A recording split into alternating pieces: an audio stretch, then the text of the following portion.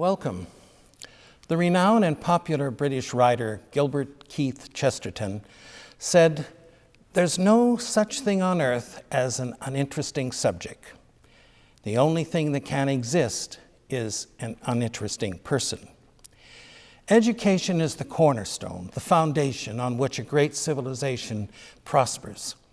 Education is what makes us an interesting person. And as Chesterton reminds us, the pursuit of knowledge makes the uninteresting person interesting. As we begin a new year here at Pomona College, we find ourselves in a world we never imagined. This strange new world provides us with a unique opportunity to challenge ourselves. We can embrace the future with an openness that fosters our growth to become the interesting person that we never imagined. We implore the Almighty today to grace you with the power within you to become that interesting person. May your year challenge your intellectual life, indeed your whole person, and bless you with abundance. And may God bless everyone here at Pomona College. Welcome to Pomona's Convocation. I want to extend a special welcome to all new students. Convocation means assembly. This is a very different kind of assembly, though, because we've not gathered before in one place. But a convocation is also a coming together. And so, though virtual, this is still a call to come together and assemble something we never have before. We were once on separate journeys, but now we're crossing a sea together. As we embark on this new semester, all we could possibly need for this trip, which I anticipated all. But as we set sail to this undiscovered country, there's still many things we need to think about.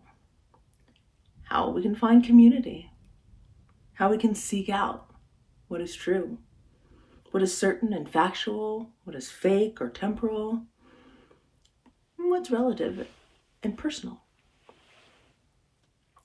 Kay Ryan wrote a poem, "We're building the ship as we sail it." The first fear being drowning. The ship's first shape was a raft, which was hard to unflatten after that didn't happen. It's awkward to have to do one's planning in extremis in the early years, and so hard to hide later. Sleekening the hull, making things more gracious. The opening line of that poem may very well describe how we all felt and acted at the outset of this pandemic. The first fear being drowning. The ship's first shape was a raft. The world, and I'm sure almost all of us individually, felt some measure of fear in some form. All of us pulled out rafts. I hope all of us pulled out masks. Please, wear your masks. As for the shipbuilding, something many of us forgot returned to the forefront of our minds. At a distance, we remembered that our construction materials are and always will be our people, our family, our friends, our colleagues, our frontline and essential workers. We were able to withstand fierce rains because of their nurture and care. And we realized how much technology could help keep us afloat.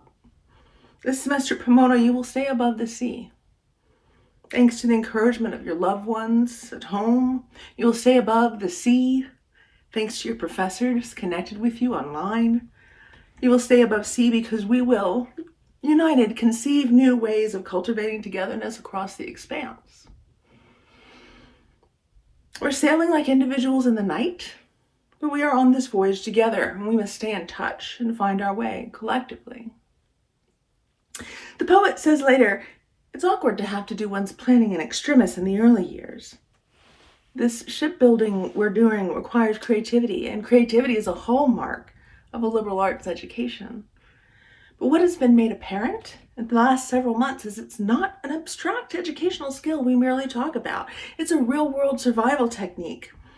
It's a skill we live by. Whether it was Pomona College, or your final months of high school, your parents' work, or any financial struggle your family faced, or the illness or loss, all of us had to improvise. We often think of creativity in the context of extreme bright eyes landing on the best days. But in extremis, in extreme difficulty, in the center of a storm, it's creativity that you most need to figure out how to get to the shore. We hope that the needs of the hour will soon be just that, the needs of the hour. But in this next normal, there are certain things you will need, and you're learning that in your early years. You must remember your talent, and most important, never lose your tenacity. You were admitted to Pomona, which means you're immensely talented. You have proven your intellect. You have a track record of success that will continue into the future. But also, each of you has displayed tenacity and perseverance. Usually that would be something I'd say at graduation, not a convocation. But by virtue of what you've overcome so far in 2020 alone, I'm ready to say it now. Each of you has already held a compass in hand and navigated inclement weather. The poet says that this preparation for times of great trouble is so hard to hide later. I don't believe it's something you should hide. You cannot. We live in a post-truth era in which talking points too often triumph over facts. With all that talent and tenacity you have now, with all the help and support that you will gain from your professors, with all the critical and rigorous academic inquiries that you will make, you will arrive at what is true and right. Then you will discover what others believe is true and right, and you will learn how to live in that tension. You will listen to opinions and analyze data. You're intelligent, so you argue your case. If you remember humility, you will admit when you were wrong. The poem's final line is sleekening the hull, making things more gracious. These next 4 years are a time of sleekening and polishing. You, a precious cargo, and this new ship must be a worthy one. Now, there's some things you should not do as you build your ship. Don't give up when you're tired. Instead, pause and rest. Don't fret when you fail. Instead, try again. Don't lose heart when you are lonely. Instead, reach out. Don't focus on what's lacking. Instead, remember all those things we have been given. But also there are things you should be intentional about. Speak up. Your voice is important. Question. You may ignite a new idea. Experiment. You may spark a breakthrough. Embrace. Forge unlikely friendships, whether near or far. And all of this, the Pomona College experience, will burnish you to an even brighter shine. This process will make the life you lead more gracious. And yes, there will be change. One thing you can be sure of, this voyage will change you. Don't fear it, but don't accept it blindly. Own it. Respect the guidance you've been given. Embrace the challenges you face. Seek it all out with an open mind. But also listen to your heart. Remember who you are and where you came from, and remember that you're not just changing, you're becoming. And becoming is one of the most beautiful things in the world. In his postmodern epic, Amarys, Derek Walcott described the building of the canoes that will carry his heroes to sea. The men bound the big logs first with new hemp, and like ants trundled them to a cliff to plunge through tall nettles. The logs that gathered that thirst for the sea which their own vine bodies were born with. Now the trunks, in the eagerness to become canoes, plowed into breakers of bushes, making raw holes of boulders, feeling not death inside them, but use.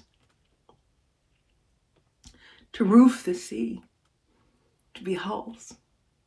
Then on the beach, coals were set in their hollows that were chipped with an adze. A flatbed truck had carried their rope-bound bodies, the charcoal smoldering cored the dugouts for days, till heat widened the wood enough for ribbed gunwales. After mass, one sunrise, the canoes entered the troughs of the surpliced shallows, and their nodding prows agreed with the waves to forget their lives as trees. As learners, we are both the shaper and the shaped, the creator and the created. Here together we are becoming, building our ships, readying them for a long, amazing voyage. As the last few months have reminded us, the sea on which we sail is an inconstant one. Sometimes smooth as glass, sometimes rolled by storm. Today we're all a bit battered, but we are in no way broken. A little dinged up by 2020 maybe, but we're certainly not defeated. What we are building, what we're starting, sailing, and I hear that even at sea, there's dancing.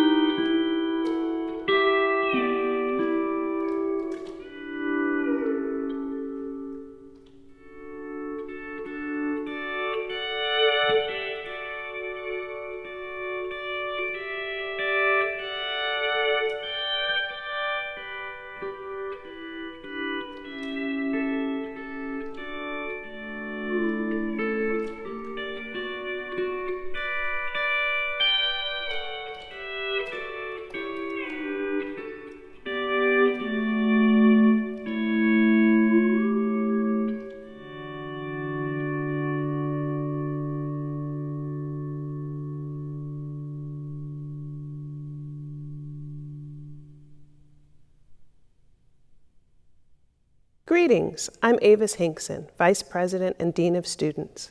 I'm honored to welcome you to Convocation 2020 and the opening of this academic year. To the newest members of our community, new students and faculty and staff who just recently joined us, I offer you a heartfelt welcome and look forward to getting to know you.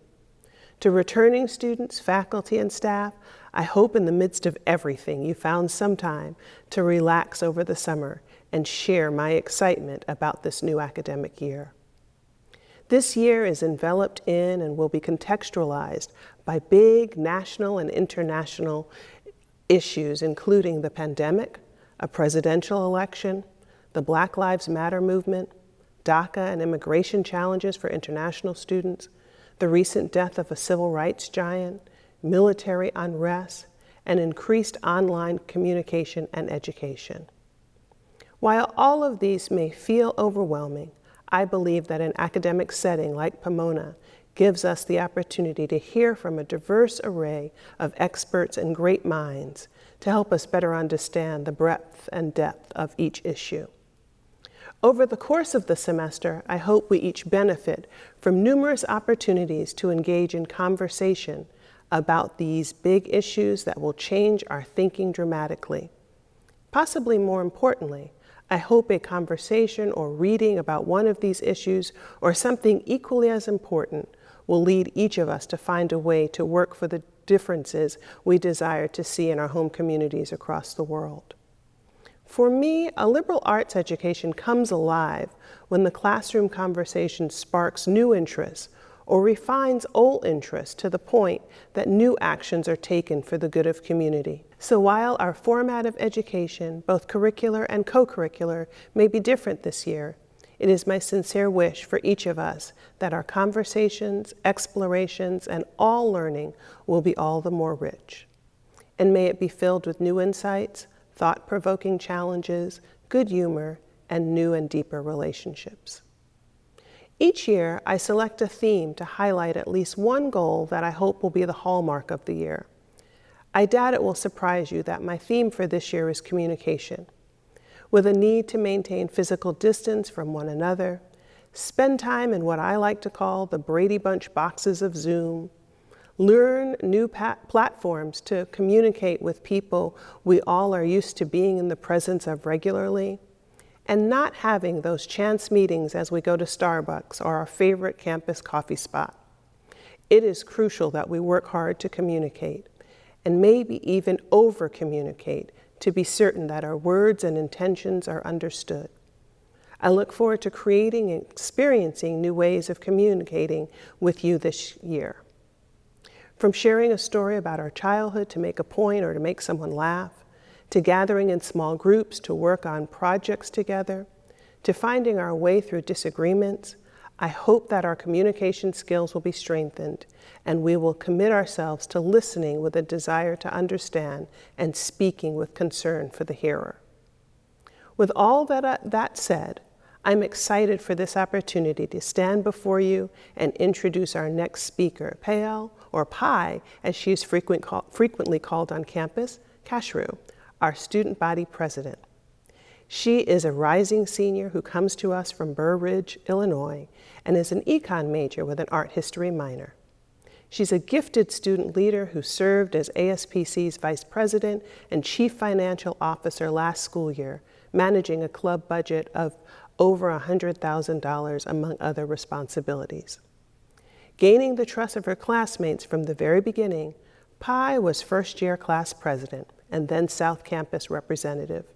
Pi is also a Claremont tutor, a teaching assistant, and department liaison for the econ department.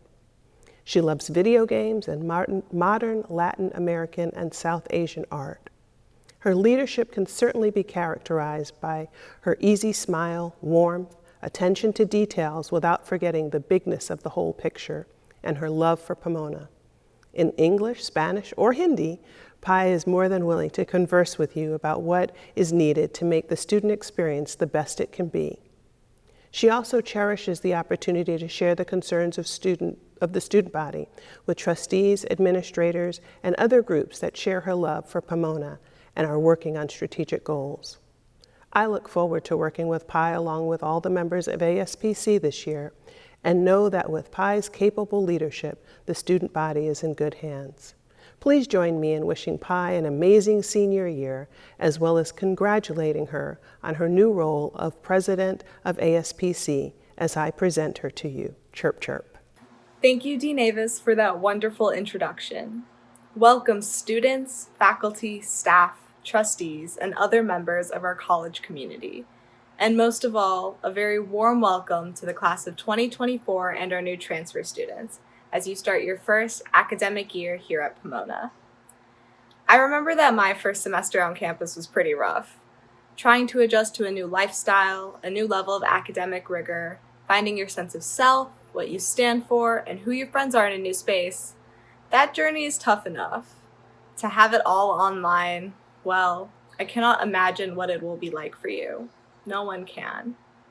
Not only that, you're coming to college during a global pandemic, an election year, and a revolutionary period for social and racial justice.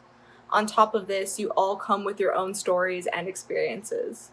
These compounding factors would make it foolish for me to generalize your experiences, and I would be even more foolish to identify you solely as Pomona students. Many of you have overcome great challenges to be here. Some of you come from low-income backgrounds. Some of you are the first in your families to seek higher education. Some of you and your families have endured great hardship in the wake of everything that's happened this year, as issues of anti-Blackness, ableism, anti-Semitism, Islamophobia, queer and transphobia, and xenophobia are only some issues that we finally see being brought to the public eye. And yet, in light of all of these things, you're here with me today. I could not be more proud to call this group of diverse and resilient individuals my fellow peers. I want to take a second to congratulate all of you again because, as an institution, I don't think we can say that enough. Although you all are entering college from several different backgrounds, I believe that Pomona will equip you all with the tools needed to advance your life and pave an equitable path for many generations to come. I'm not going to lie to you. Pomona and the Claremont colleges are not perfect. You'll experience some of your highest highs alongside your lowest lows, and ruthlessly, or forgivingly, the world keeps going. As the world goes on, one thing that remains constant is the desire for change. Something amazing about this institution is that change is possible. As I enter my 4th year being a part of Pomona and a part of our student government, I know that such change usually doesn't happen overnight. But when you're guided by truth, compassion, and love, it will happen. In this fight for change, remind yourself of who you are. Oftentimes, administrators and staff remind us that we're students first. There's some validity in that statement. We're at college and we're here to get a degree. However, I want to press against that. You're a human first, and you must acknowledge that above all else. You and your peers have limits. It's not right for anyone to expect you to be on all the time. In your journey at Pomona, which comes with constant learning, growing, personal and communal change, I urge you to never forget your past and never sacrifice your well-being. However, do not let that block the experiences, perspectives, and learning that you'll do from your peers, staff, faculty, and everyone else here at Pomona. In the process of change, rely on your friends, your mentors, and your entire Pomona community. Gain critical thinking and communication skills to be the agents of change that you wish to be. I never imagined that I'd be saying any of these things to you all, especially over Zoom. As we all enter this year with an unprecedented set of challenges, I want to tell you that nothing will be easy this semester. Zoom, pursuing online learning, and engaging with an online community is hard. Yet I believe that every student at this college will step up now more than ever. As your president, but more simply as your peer, I can say with confidence that students will be innovative and find any way to be there for you like others have or should have been there for us. Take every opportunity to grow, to learn, to find and build your own sense of home, and to make your mark in this community. Someone watching this will be making their own version of this speech one day. That person can be any one of you. When you come to the moment where you're addressing incoming classes, just as I am now, I want you to remember that your actions will impact more than just yourself. This speech is not just for the incoming class, but it's to every single person that makes up the Pomona community. As the college champions the idea of shared governance, let us remind ourselves that we are here to guide one another.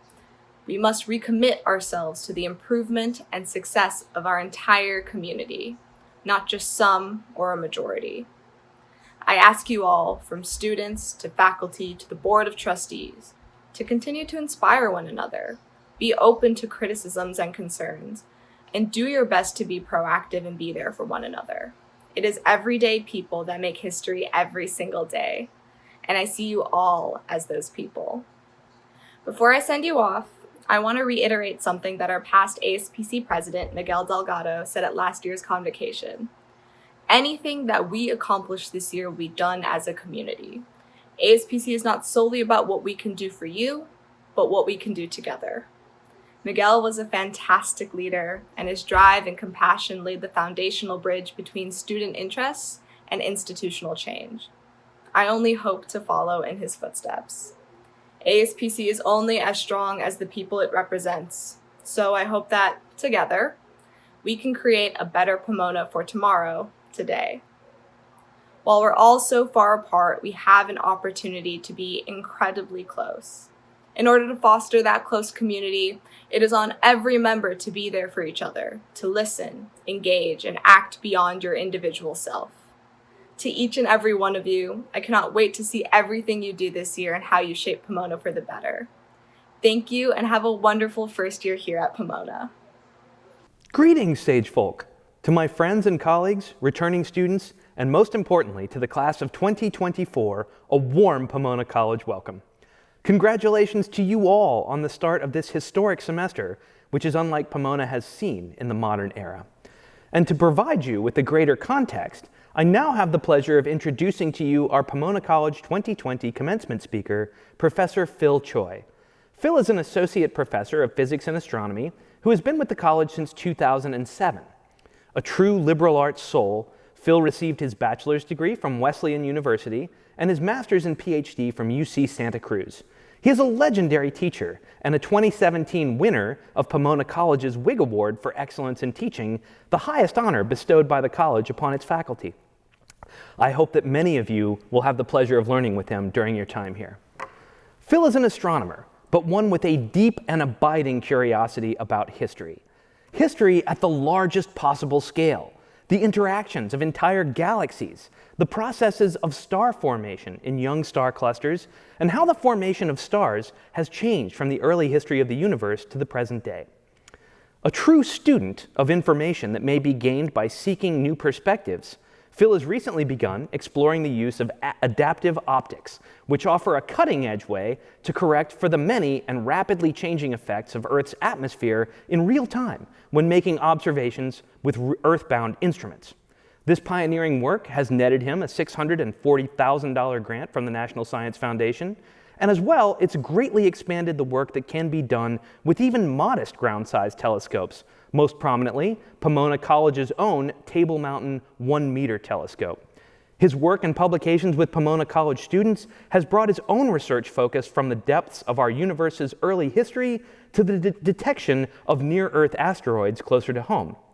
So in that sense, Phil is a true liberal arts astronomer. Unsurprisingly, he is also stellar in the classroom, having established himself as a legend among Pomona College students during the last 13 years. A common theme in his course evaluations are how fun and engaging his courses are. In nominating him for the Whig Award, one student wrote, "I am so fortunate to have met Professor Choi. He most definitely has played a large role in my college career outside of just academics. He's helped me out in so many ways and listened to problems that I've had, and I wouldn't be where I am today without his guidance. It's clear that he cares a lot about me and the other students and the overall community. Pomona College is truly fortunate to have him." And we couldn't agree more. Today, Phil joins us, having recently returned from Thailand, where he continues his work on detecting near-Earth asteroids that might pose a threat to our planet. And so without further ado, sage folk, please join me in giving a warm Pomona College welcome to Professor Phil Choi. Thank you, Bob, for the generous introduction. It's truly an honor to be giving the first and hopefully only Pomona virtual convocation address. To the class of 2024 and to all the new transfer students, welcome to Pomona.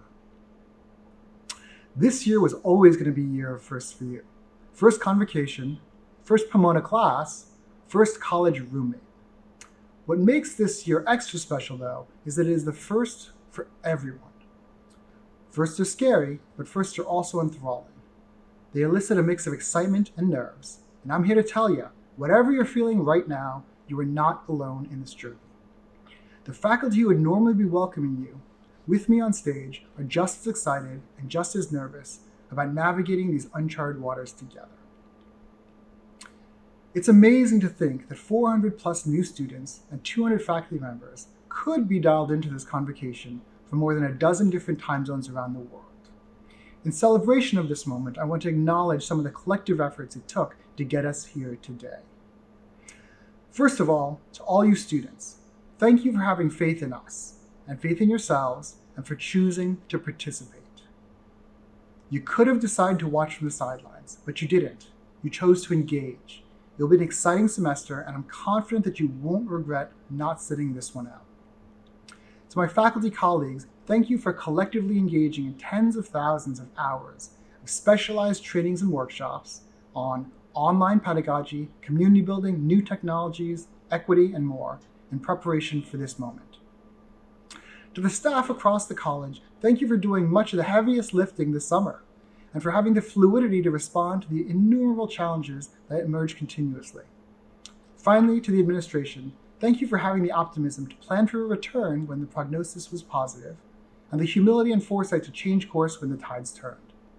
Making the early commitment to go online obviously comes with costs, but it has been a gift to have the time to properly prepare for the transition. Looking ahead to the semester in front of us, it wouldn't be unreasonable to resign ourselves to simply persisting until we could return to normal. But that would be antithetical to the central ethos of a liberal arts education: preparation for and embrace of the unknown. We are, after all, a community of learners and researchers, and summer is typically time when we retreat to our studios, labs, and libraries to individually explore the pressing research questions from our respective fields. What has made this summer exciting, especially exciting, is that much of that exploratory energy has been focused inward on the common challenge of navigating the pandemic. Our response perfectly exemplifies the importance of a liberal arts education. In your 4 years here, you may tire of being reminded that you're not training for a particular vocation or profession. Rather, through a broad liberal arts training, amongst other things, you will hone your ability to think critically, but more importantly, to think integratively. Coupled with your inherent curiosity, you'll find yourself becoming expert learners yourself. That should please your family, since adaptability above all else is your best bet at a lifetime of usefulness and employment. In the context of the well-known proverb about giving a person a fish and feeding them for a day versus teaching a person to fish and feeding them for a lifetime, it should come as no surprise that you won't be leaving Pomona with any fish. You may be disappointed to find out that many of us will also resist teaching you how to fish, since who knows if fish, like TikTok, will still be a thing in 4 years. In fact, it's quite possible that you'll walk out of the gates upon graduation without even knowing what a fishing rod actually looks like. If we've done our job and you've done yours, it won't matter, since you'll have the confidence and resourcefulness to teach yourself how to fish, or hunt, or forage or plant, and just as critically, the insight to know when to cultivate these skills and how to best implement them, not just for yourself, but for the greater good.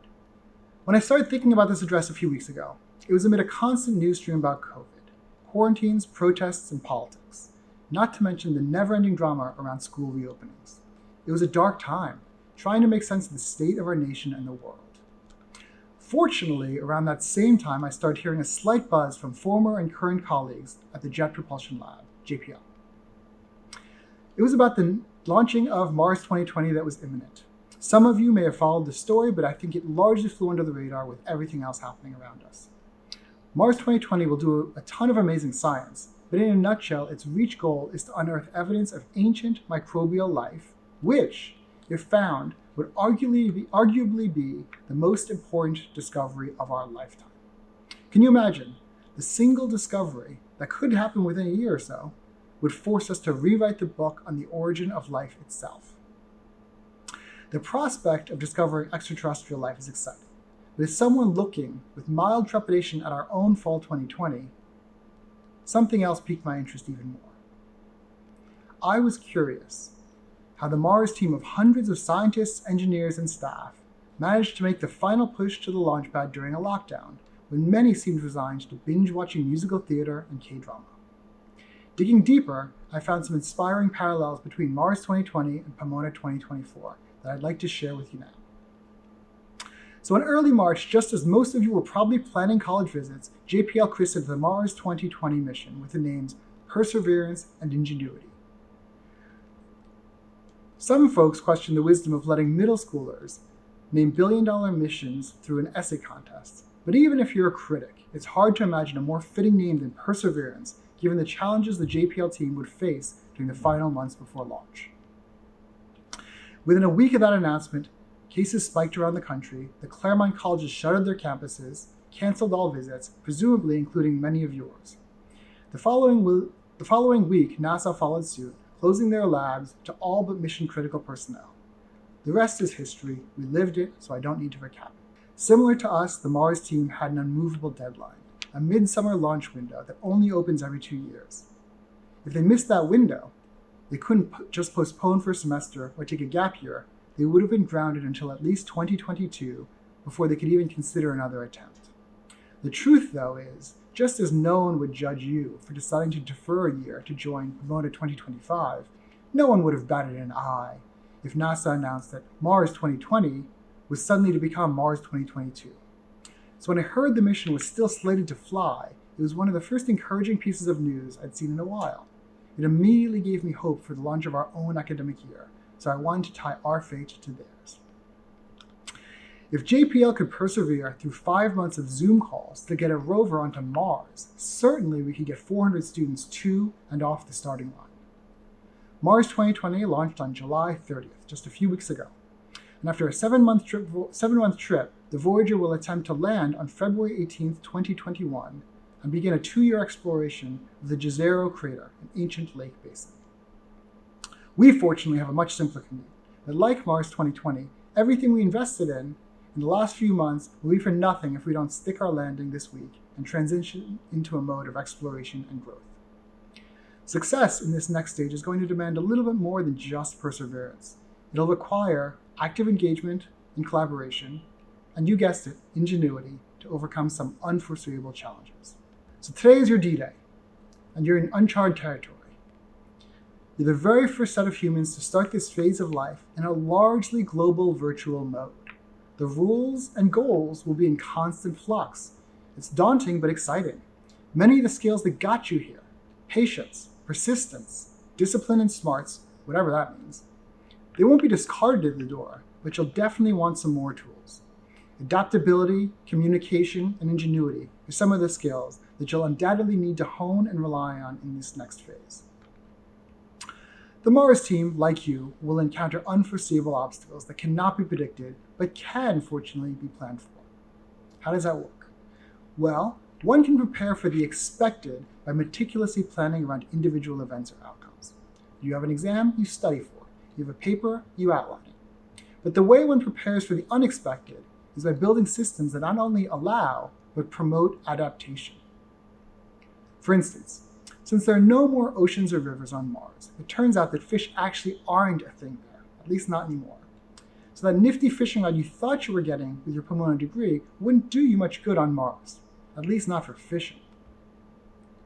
In the context of Mars 2020, building up teams with a broad spectrum of experiences that can mesh together in ways that maximize their fluidity is how one prepares. Expertise is obviously critical, but I cannot overstate the importance of community. Complex problems, unsurprisingly, often demand complex solutions.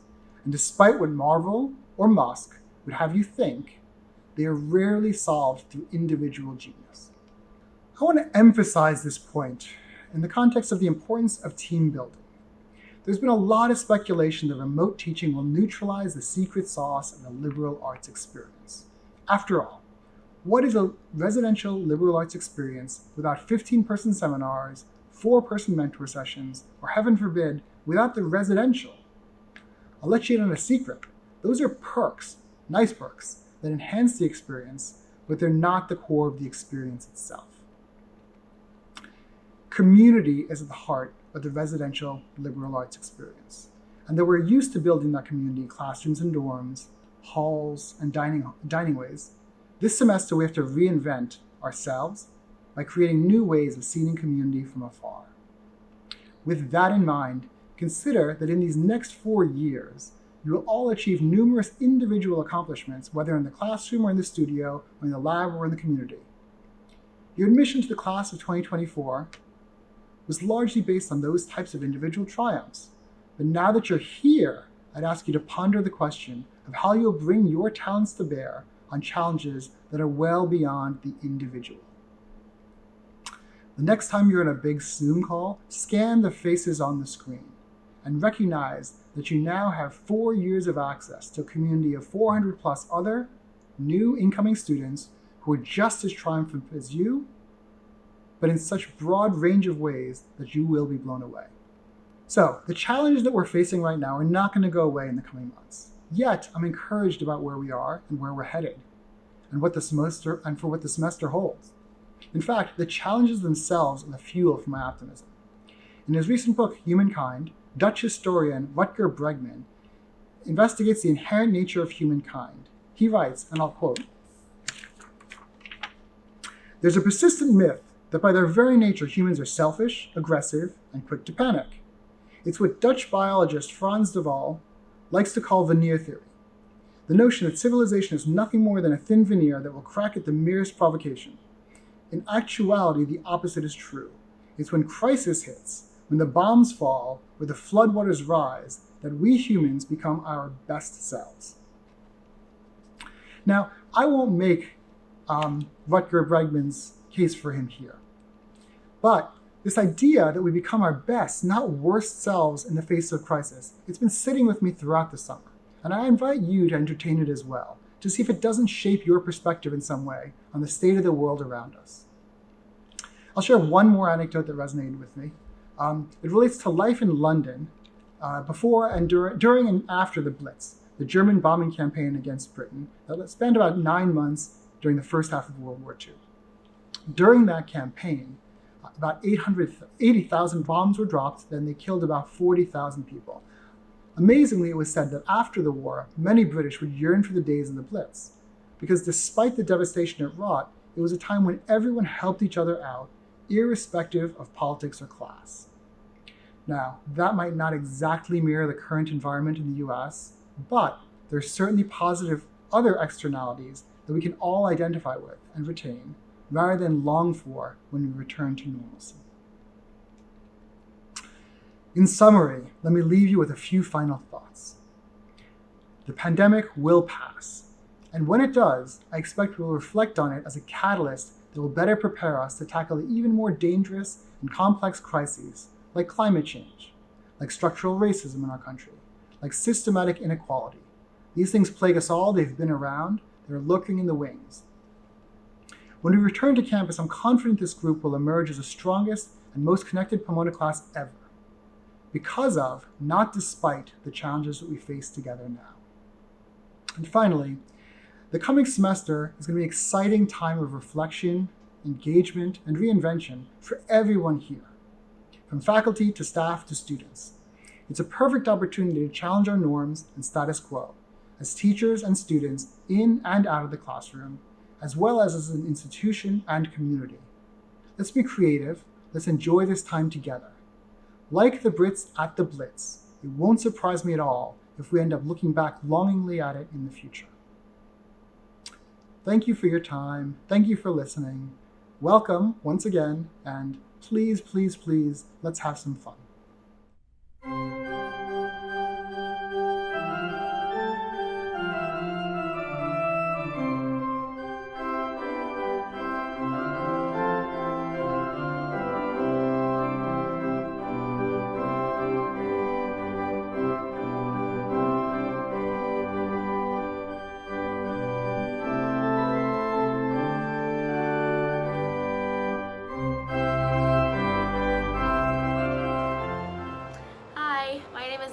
I'm from Seattle, Washington, and I use she/her pronouns.